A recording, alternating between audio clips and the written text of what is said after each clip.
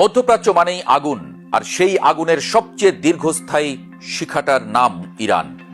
কিন্তু 2026 সালে দাঁড়িয়ে হঠাৎ করে একটা প্রশ্ন নতুন করে সামনে আসছে, ইরান কি একা?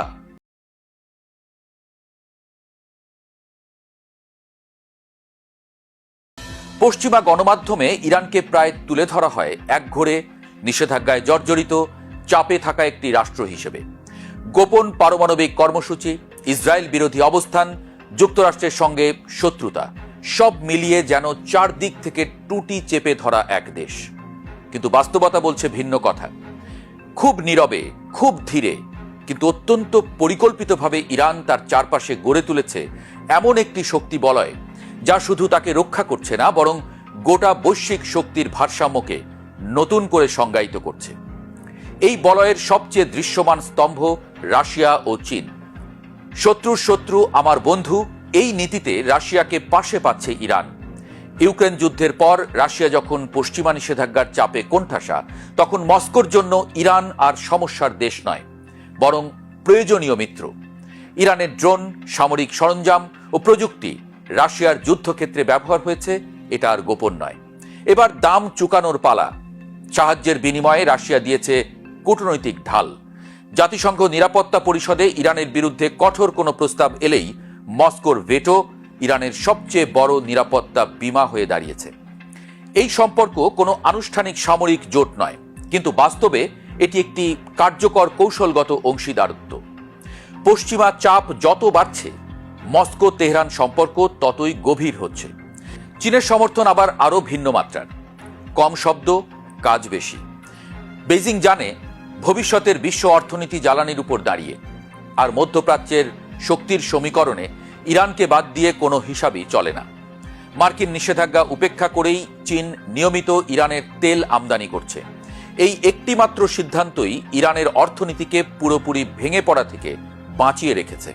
এর পাশাপাশি প্রযুক্তি, নজরদারি ব্যবস্থা এবং সাইবার নিরাপত্তায় চীনের সহায়তা ইরানকে পশ্চিমা গোয়েন্দা চাপ মোকাবেলায় অনেক বেশি সক্ষম করে তুলেছে। চীন এখানে প্রকাশ্যে কোনো রাজনৈতিক স্লোগান দেয় না, কিন্তু দীর্ঘমেয়াদে ইরানের পাশে থাকার হিসাবটা খুব পরিষ্কার।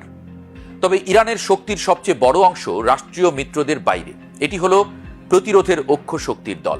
লেবাননের হিজবুল্লাহ, ইয়েমেনের হুথি, ইরাকের ইরানপন্থী মিলিশিয়া এবং গাজার সশস্ত্র গোষ্ঠীগুলো মিলিয়ে ইরান এমন এক জাল তৈরি করেছে, যেখানে সরাসরি যুদ্ধ না করেও শত্রুকে সর্বক্ষণ চাপে রাখা যায়।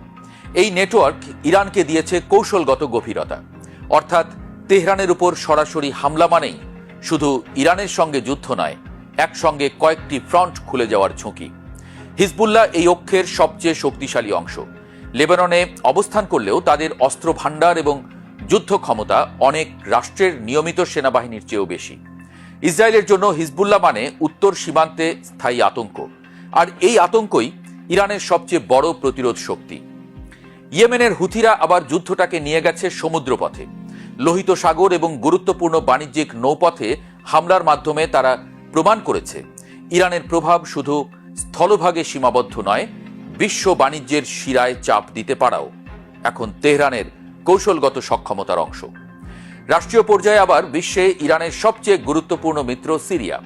বাশার আল আসাদ সরকারের টিকে থাকা ইরান এবং রাশিয়ার সমর্থন ছাড়া কল্পনাই করা যেত না। সিরিয়া ইরানের জন্য শুধু একটি মিত্র রাষ্ট্র নয়, এটি একটি ভূকৌশলগত করিডোর। এই পথ দিয়েই লেবানন পর্যন্ত ইরানের প্রভাব বিস্তার সম্ভব হয়েছে।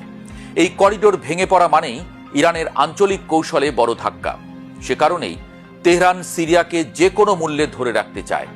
মধ্যপ্রাচ্যের বাইরে তাকালে ছবিটা আরও বিস্তৃত।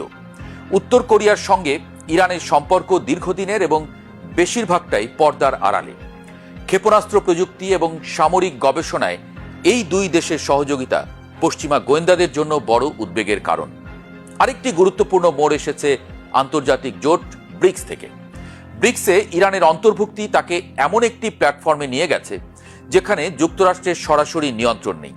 ভারত, ব্রাজিল, দক্ষিণ আফ্রিকার মতো দেশগুলোর সঙ্গে একই বলয়ে থাকা ইরানকে কূটনৈতিকভাবে আরও গ্রহণযোগ্য করে তুলেছে।